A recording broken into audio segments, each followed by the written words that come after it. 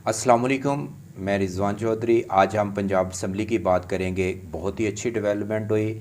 मरीम नवाज़ जो है वो अपोजिशन लीडर जो है राना आफ्ताब हैं, ख़ुद चलकर उनके पास गई और उन्हें बोला कि मैंने सिर्फ नून लीग की अपना वज़ीर आला हूँ, बल्कि मैं आपकी भी वज़ीर आला हूँ। मेरे दरवाज़े सब के लिए खुले हैं और मैं एक अच्छा रोल अदा करना चाहती हूँ, तो इसलिए मैं चल कर आपके पास आई हूँ।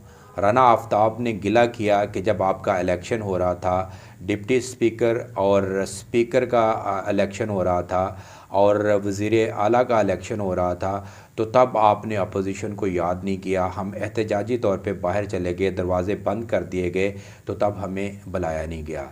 तब अगर बुलाया जाता तो वो और भी अच्छा होता, ताकि हम एक टेबल पे बैठ के मुज़ाकरात करते। ये एक अच्छी रवायत है कि ऐसा होना चाहिए, लेकिन मरीम नवाज़ को जो है वो और भी चैलेंजेस का सामना है और उनको भी बोल्ड डिसीजन लेने की ज़रूरत है। जब तक अखलाकी पहलुओं को नज़र रखते हुए हम आगे नहीं बढ़ते, ये हमारी सोसाइटी जो है वो आगे नहीं बढ़ सकती। मरीम नवाज़ को ये भी चाहिए कि जो सुन्नी इत्तेहाद कौंसल की मखसूस नशिस्तें हैं, स्पेशली ख़वातीन की नशिस्तें हैं, उन पर भी बात करनी चाहिए और वो उनको मिलनी चाहिए। तो फिर अगर ये अपोजिशन का रोल अदा करें और तो तब और भी अच्छी बात है, क्योंकि मरीम नवाज़ ख़ुद एक ख़ातून है और ख़वातीन की मखसूस नशिस्तें हैं।